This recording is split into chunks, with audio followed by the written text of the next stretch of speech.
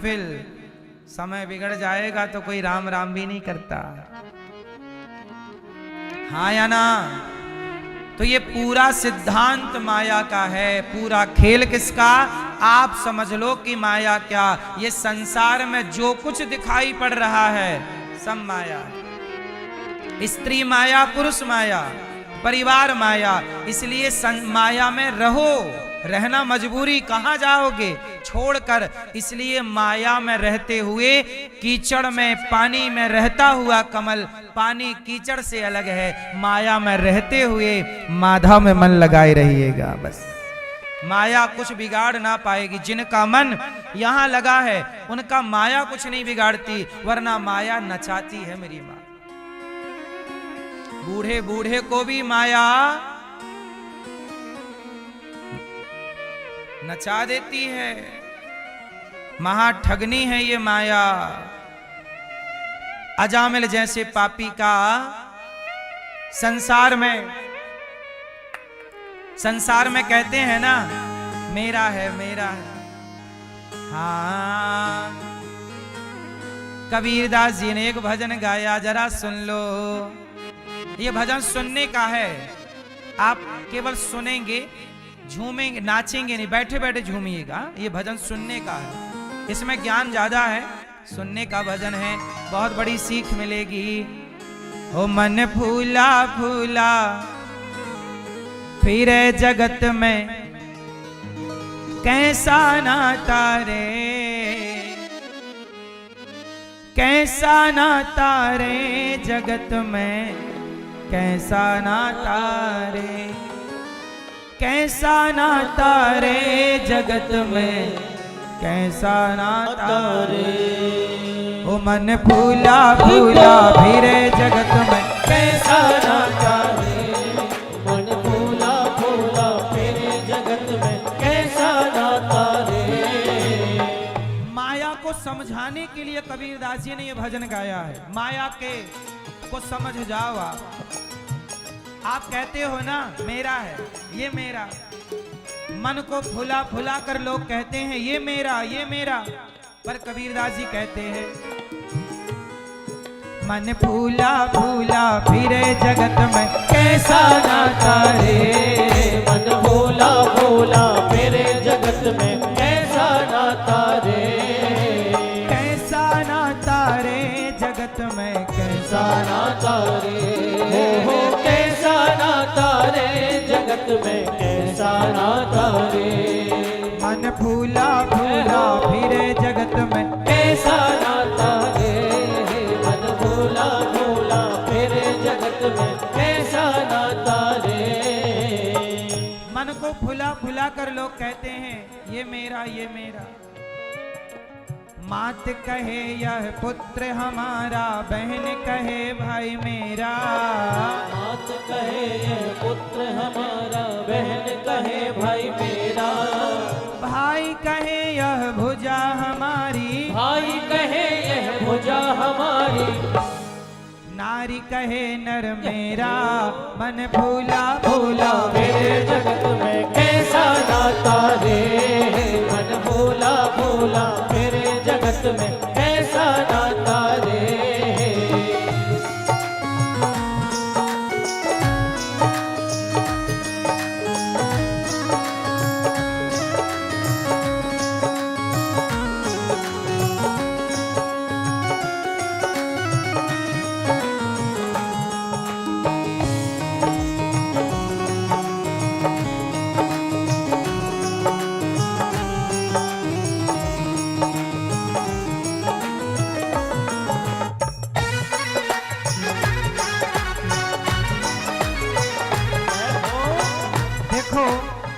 माँ कहती है मेरा बेटा, जब तक हम जीवित हैं सब कहते हैं मेरा, और मर जाने के बाद लोग रोते हैं। सच बताओ, आपके मरने के बाद लोग कितने दिन तक रोएंगे? क्यों मैया? जब आप मरेंगे लोग कितने दिन रोएंगे बताओ जरा? 4 दिन, 3? मैया सही 3 दिन रोएंगे लोग। 13 दिन तक पत्नी रोवे 6 महीना सगो भाई। 13 दिन तक पत्नी रोवे 6 महीना सग भाई। पत्नी 13 दिन तक रोती है, कबीरदास जी कह रहे हैं। और पत्नी मर जाए तो पति कितने दिन रोएगा?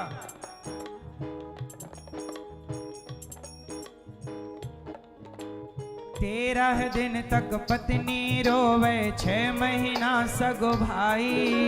13 दिन तक पत्नी रोवे 6 महीना सग भाई। पत्नी मर जाएगी तो चिता की आग ठंडी नहीं हो पाती पत्नियों की, और कुछ पुरुषों के दूसरे विवाह की चर्चाएं चल पड़ती हैं। 13 दिन तक पत्नी रोवे 6 महीना सगो भाई। 13 दिन तक पत्नी रोवे 6 महीना सग भाई। जन्म जन्म तक माता रोवे, जन्म जन्म तक माता रोवे। हंस अकेला जाई मन भूला भूला मेरे जगत में कैसा नाता रे। मन भूला भूला मेरे जगत में कैसा नाता रे। और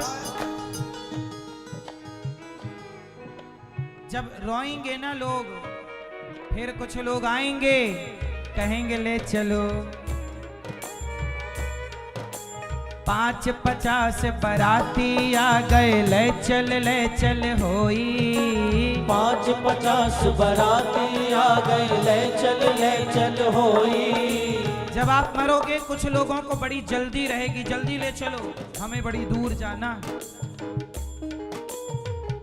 तुम्हारे मरने पे भी जो लोग आते हैं ना, वो केवल इसलिए आते हैं व्यवहार चुकाने के, वरना आपसे किसको क्या लेना देना था। आपको लगता है कि मेरे बिना क्या होगा। साहब ये गलतफहमी ना पालो, यही माया है। आप ये गलतफहमी पाल लेते हो मेरे बिना क्या होगा, मेरे बाद क्या होगा, सब बढ़िया होता। 2-4 दिन बाद, 10-15 दिन बाद तो सब भूल जाएंगे। बोलो हाँ। और हम इस गलतफहमी में कि हमारे बाद क्या होगा, हम नहीं थे तो भी सब ठीक हो रहा था, हम नहीं रहेंगे तो भी ठीक होगा। 5-50 बराती आ गए ले चल होई।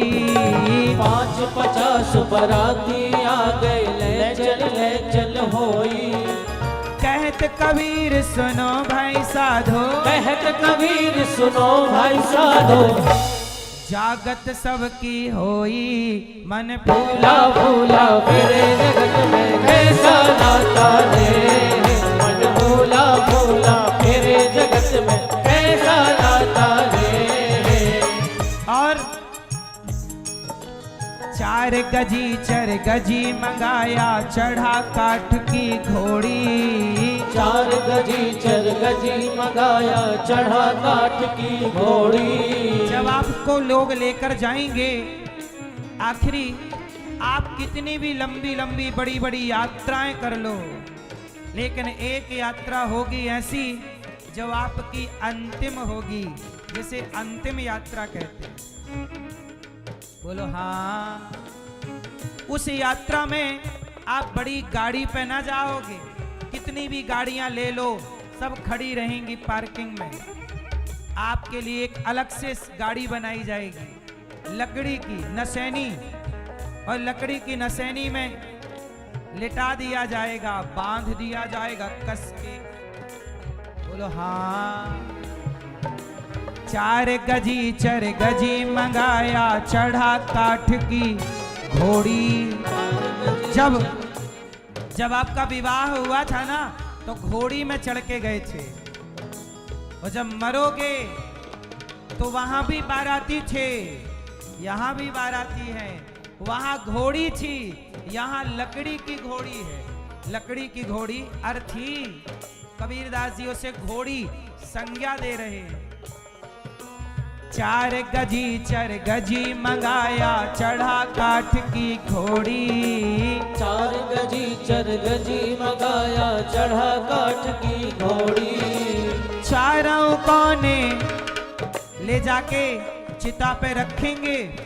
बड़े महंगे गद्दों में सोते थे साहब, अब तो अर्थी चिता पर सो रहे हो। मोटी मोटी लकड़ी रख दी गई और ऐसे जलाया जाएगा जैसे होली जल रही है। चार गजी चर गजी मंगाया चढ़ा काठ की घोड़ी। चार गजी चर गजी मंगाया चढ़ा काठ की घोड़ी। चारों कोने आग लगा दियो। चारों कोने आग लगा दियो। फूक दियो जस होरी मन भूला भूला मेरे जगत में कैसा नाता रे। मन भूला भूला मेरे जगत में कैसा नाता रे। और जला दिया।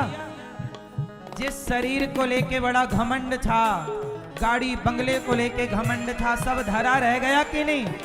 सब धरा है, शरीर जल रहा है। कभी शमशान गए हो? चिता पे जलते हुए मुर्दे को देखा करो, एक दिन हमें भी ऐसे ही जलना है। हाड़ जले जस लाकड़ी। हड्डी कैसे जलेगी आपकी? लकड़ी की तरह। हाड़ जले जस लाकड़ी, केस जले जस घासा। हाड़ जले जस लाकड़ी, केस जले जस घासा। सोने जैसी काया जल गई। सोने जैसी काया जल गई। वो न आयो पासा मन भूला भूला मेरे जगत में कैसा नाता रे। मन भूला भूला मेरे जगत में कैसा नाता रे। कोई नहीं आया। हाँ, जल गए। एक बात बताओ, जिन लोगों के लिए आप लड़ते रहे, जिन लोगों के लिए पाप कर कर के कमाते रहे, वो सारे लोग आज आपको शमशान में छोड़ने आए। बोलो हाँ कि ना?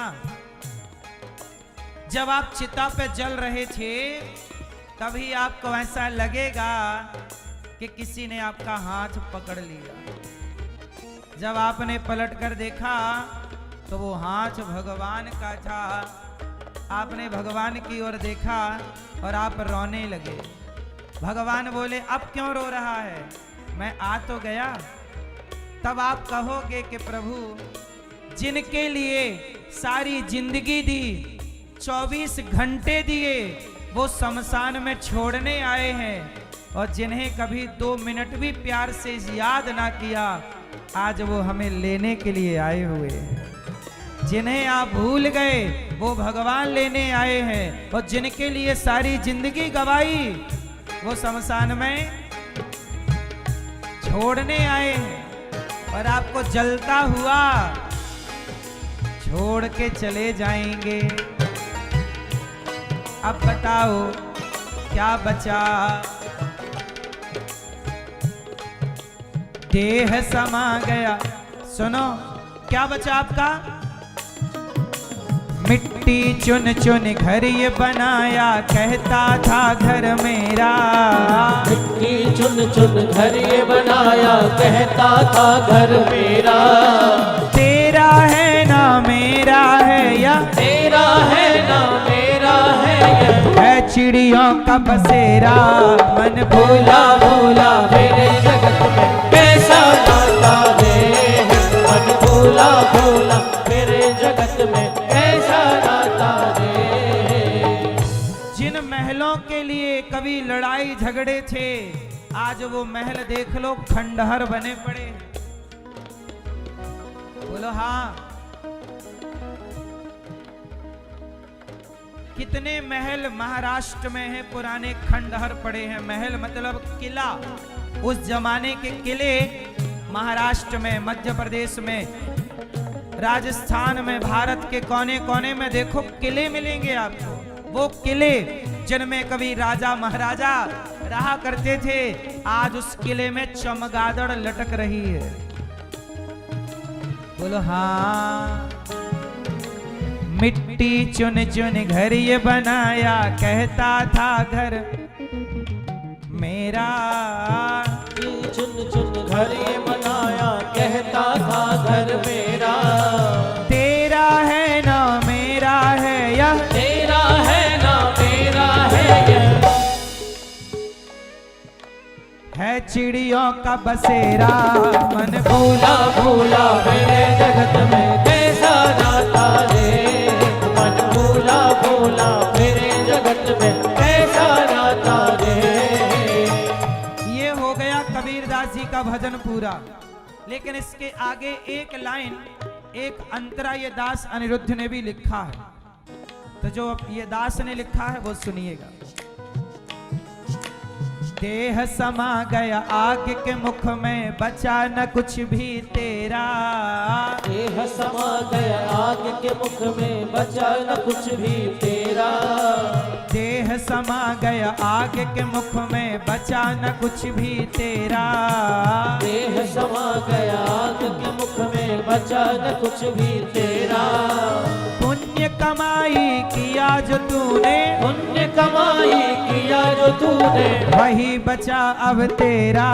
मन भूला भूला मेरे जगत में कैसा नाता रे। मन भूला भूला मेरे जगत में कैसा नाता रे। मन भूला भूला मेरे जगत में कैसा नाता रे।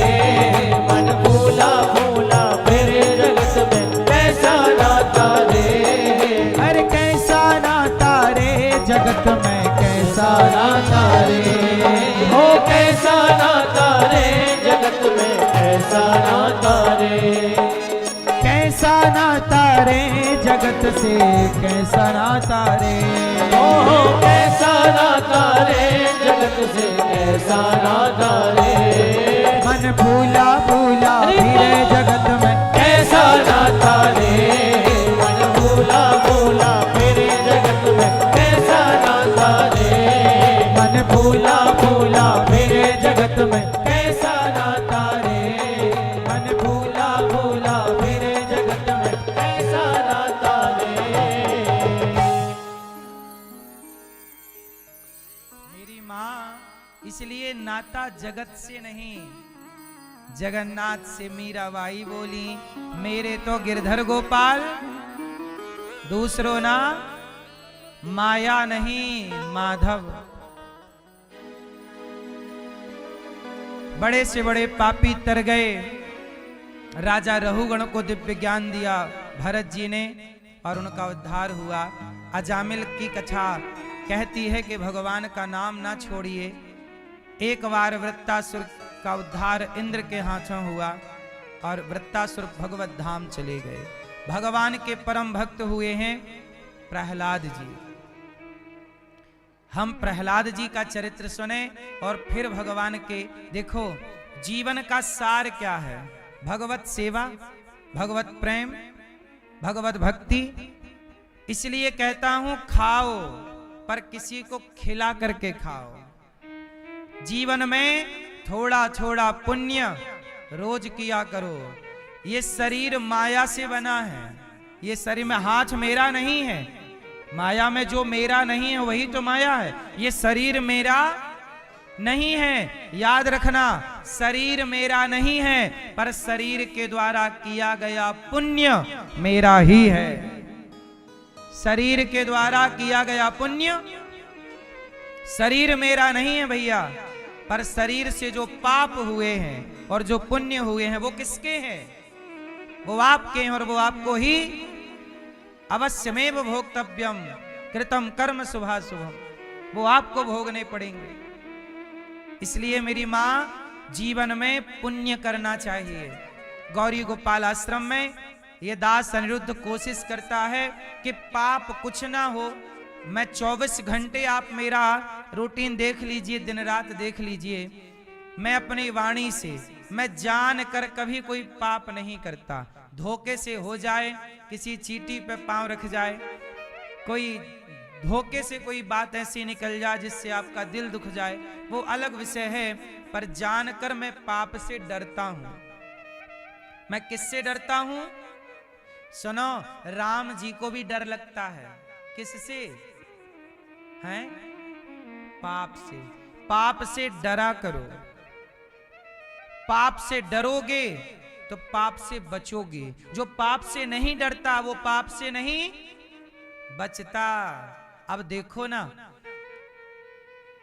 पाप से मुझे डर लगता है, इसलिए जितना भी पुण्य का कार्य है ये दास अनिरुद्ध कोशिश करता है कि पुण्य ही पुण्य हो इस शरीर से, पाप ना हो ना मेरी माँ। एक बात समझो ना, मैया एक बात बताओ, बकरा जब मरता है ना तो उसका चमड़ा काम आता है तबले और ढोलक में। बकरे का चमड़ा ढोलक तबले में काम आता है। ऊंट मरता है तो उसका चमड़ा बेल्ट जूते बनाने में काम आता है। शेर का चमड़ा काम आता है, हिरन का चमड़ा काम आता है। एक दिन मैं बैठा सोचा कि मैं मरूंगा तो मेरे चमड़े का तो जूता भी नहीं बनेगा। क्यों? आपके चमड़े का बन जाएगा? नहीं, हमारे चमड़े का तो जूता भी नहीं बन सकता। इसका अर्थ ये निकला कि हमारा और आपका चमड़ा मरने के बाद किसी काम का केवल जला दिया जाएगा।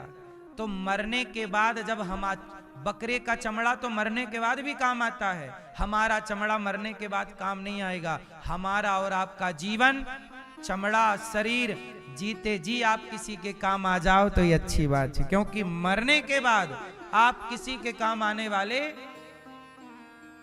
इसलिए कहता हूं जीते जी काम आ जाइए। जीते जी गौरी गोपाल आश्रम में जो वृद्ध माँ रहती हैं उनका सहारा बन जाइए। जीते जी उन माओं को रोटी दे दीजिए। जीते जी यहाँ हजारों संत जन जो भोजन करते हैं उन संतों को भोजन अन्नदान कर दीजिए। जीते जी आप किसी विद्यार्थी को, गौरी गोपाल गुरुकुल के बच्चे को पढ़ा लीजिए, सहयोग कर दीजिए उसकी शिक्षा में, गौ सेवा कर लीजिए। अभी मुझे गायों के लिए भूसा रखने की व्यवस्था बनानी है। 3 सेट का बहुत बड़ा वो बनाना है गोदाम, जहां भूसा इकट्ठा कर सकें साल भर के लिए। क्या है, भूसा साल भर मिलता नहीं है ना, केवल जब गेहूं कटता है तब भूसा किसानों के खेत से हम लोगों को किसान से खरीदना पड़ता है। भूसा सब दिन नहीं वो मिलता है, तो बाद में भूसा बहुत महंगा हो जाता है, फिर उसमें मिलावट हो जाती है। तो भूसा हम लोगों को गाय माता के लिए साल भर के लिए स्टॉक करना पड़ता है। तो स्टॉक कहाँ करेंगे, उसके लिए छाया, तो वो छाया बनानी है। आप सब थोड़ा थोड़ा सहयोग करें तो गौ माता के लिए 3 सेट बनाना है जो भूसा का स्टॉक। तो आप सब सहयोग करें तो वो 3 सेट बन जाएगा। तो आप सब सहयोग करेंगे तो ही संभव है। तो आप भी इन सेवाओं से जोड़ें अपने आप को। यहाँ पर वृद्ध माओं की सेवा है, आप सब इन सेवाओं से जुड़ें। और मैं आपसे बस यही कहता हूं कि भगवान की कथा यही सिखाती है कि भगवान कहते हैं मुझे पाना है तो सेवा के रास्ते आ जाना। भगवान सरलता से मिलते हैं, किस रास्ते? सेवा के रास्ते। चलते रहिए, मिलेंगे भगवान। प्रहलाद जी भगवान के छोटे से भक्त थे। प्रहलाद जी की पावन कथा सुनाएं, उसके पूर्व हम पूज्य गुरुजनों का आशीर्वाद ले लें। थोड़े थोड़े प्यार भरे शब्दों में पुनः कथा में जन्मोत्सव में प्रवेश करेंगे। पूज्य गुरु जी हमारे अमेरिका में अभी कथा पूज्य गुरु जी ने कराई। गुरु जी बोलेंगे? पूज्य गुरु जी के भी, गुरु जी यहाँ पे महाराष्ट्र से जो वेद पढ़ाए हैं गुरु जी भी पधारे हैं। पूज्य गुरु जी के चरणों में बारंबार नमन। और पूज्य डॉक्टर संजय आर शास्त्री जी जो अमेरिका रहते हैं और अमेरिका में इन्होंने सनातन मंदिर, जहां भगवान श्री राम, भगवान कृष्ण का पावन दरबार इन्होंने बनाया है, वहां कथा भी करने ये दास गया था और सब देख कर आया है। सनातन का झंडा इन्होंने अमेरिका में गाड़ रखा है। ऐसे पूज्य गुरु जी के चरणों में बारंबार हम नमन करें। और आपके दिव्य आशीर्वाद वचन हम सब श्रवण करें। श्री गुरुभ्यो नमः। श्री परम गुरुभ्यो नमः।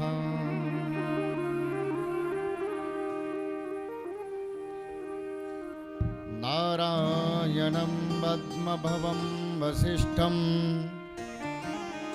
शक्तिं च तत्पुत्रपराशरं च व्यासं शुकं गौडपदं महान्तं गोविन्दयोगीन्द्रमथास्य शिष्यम्। महाराज श्री के चरणों में प्रणाम करते हुए,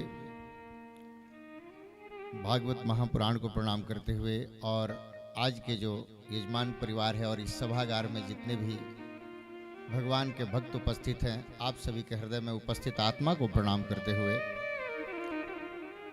महाराज श्री के सामने हम लोग कुछ बोलने के लायक तो नहीं है, बट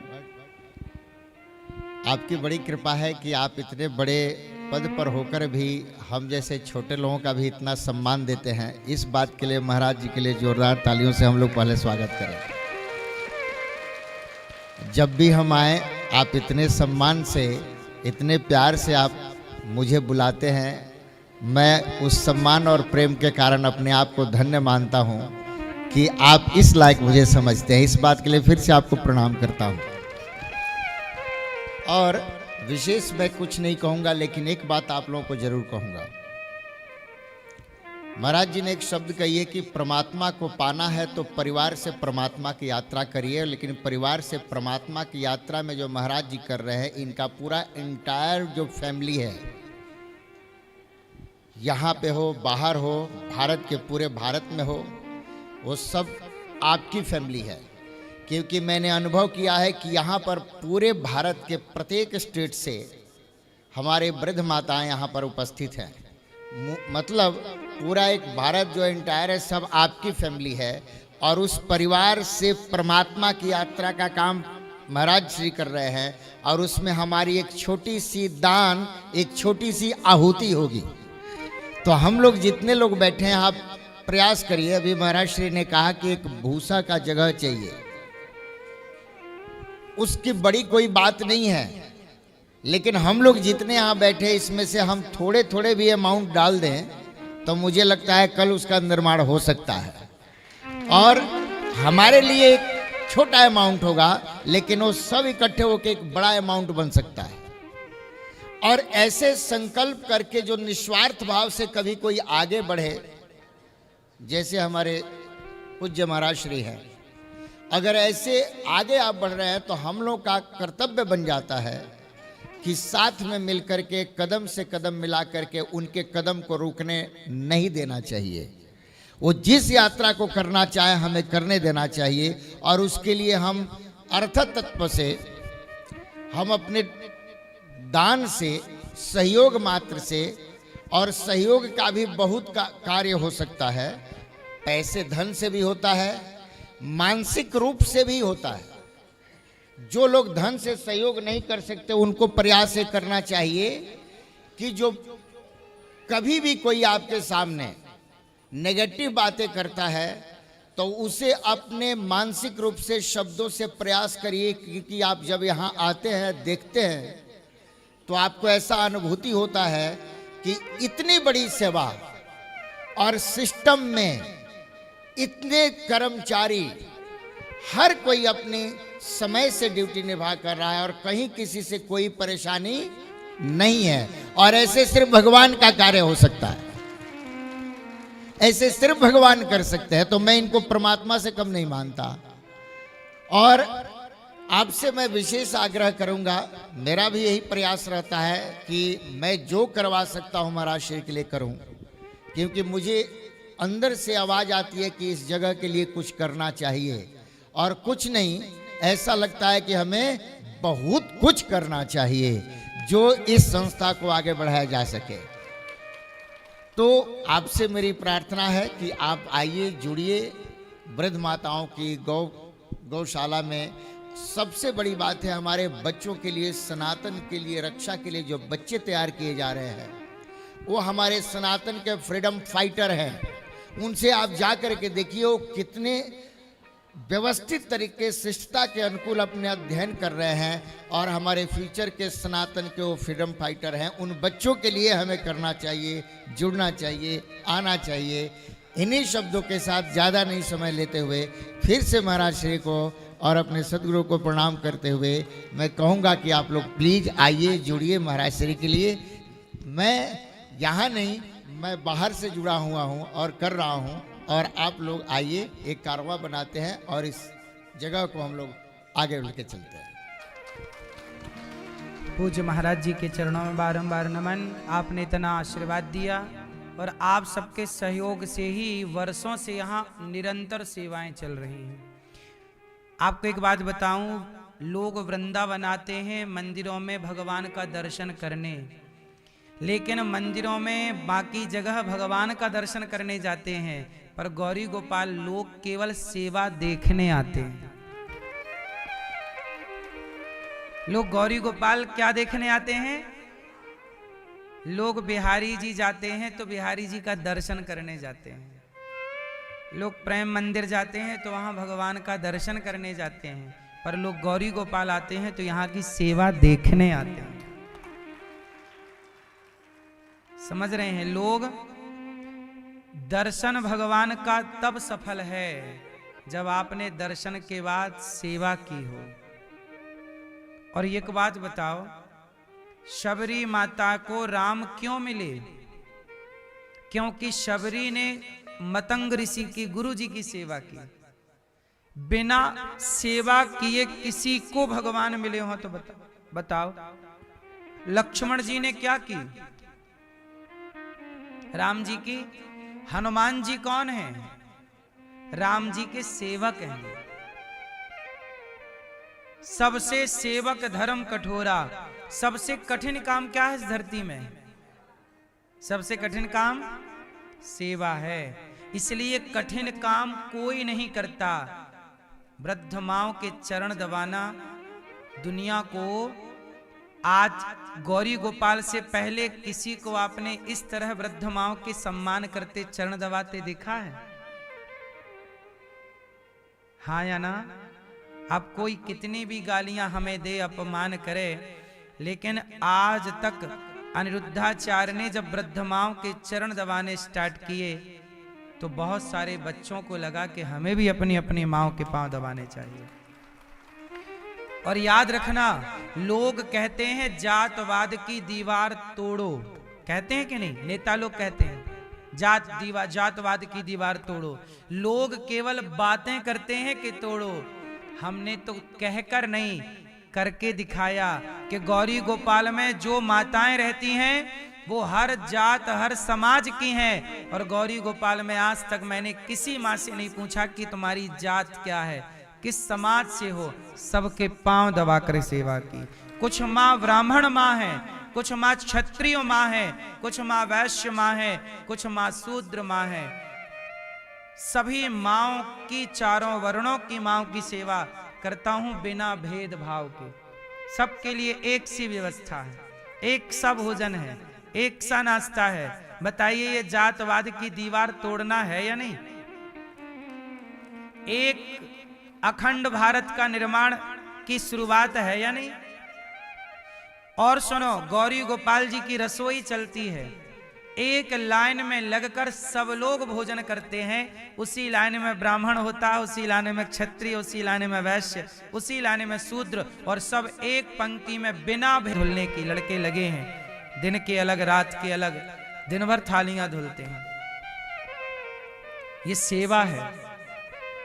सेवा से बड़ा कोई धर्म नहीं होता मेरी माँ। इसलिए कहता हूं कि आपको भी ईश्वर ने 2 रोटी देने के योग्य बनाया है। याद रखिएगा, जब राम सेतु बना तो गिलहरी दूर खड़ी सोच रही थी कि बड़े बड़े बंदर भालू तो पत्थर रख रहे हैं, पर मेरे तो इतना ताकत नहीं है कि मैं बड़ा पत्थर रख सकूं। तो सोची क्या करूं, क्या करूं, क्या करूं, क्या मेरा भी कुछ योगदान इस राम सेतु में हो सकता है? तो क्या करूं, क्या करूं, सोचती रही बेचारी। फिर उसके दिमाग में आया कि राम के पांव बड़े कोमल हैं, कहीं चोट ना लग जाए, कंकड़ ये बड़े बड़े पत्थर नुकीले चुभ ना जाए। तो वो गई समुद्र में डूब गई, गीली होके बाहर आई और बालू में लोट गई। और जब उसके पूरे शरीर में बालू भर गई तो वो सेतु में गई और झड़ा दी। वो झड़ा के फिर आई, फिर डूबी पानी में, फिर उसने बालू लपेटा, फिर जाके झड़ा दिया उसने। राम जी ने देख लिया, यहां गिलहरी को बुलाया, यहां क्या कर रही है? गिलहरी छोटी सी बोली, प्रभु मैं इतना बड़ा पत्थर आपकी सेवा में राम सेतु में कहां से लाके रखूं? मेरा बल नहीं है कि मैं इतना बड़ा पत्थर रख सकूं, लेकिन आपकी सेवा करनी थी तो मुझे लगा कि आपके इस सेतु में मैं बालू बिछा दूंगी तो आपके पांव में कोई पत्थर कंकड़ चुभेगा नहीं, बालू रहेगी, तो इसलिए डाल रही हूं। राम जी ने बुलाया। वो गिलहरी की क्या सेवा थी, क्या वो कितना बड़ा सहयोग था। गिलहरी का कोई सहयोग था, लेकिन गिलहरी का भाव बड़ा था। वहां महत्व सहयोग का नहीं था, वहां गिलहरी के भाव की कदर थी। गिलहरी को उठाया राम जी ने, प्यार किया। आज भी गिलहरी के हाथ पर उंगलियों के, गिलहरी के ऊपर राम जी की उंगलियों के व्हाइट कलर के निशान है। मैं अमेरिका गया, वहां भी गिलहरी देखी, लेकिन वहां की गिलहरी में उंगलियों के निशान नहीं दिखे मुझे।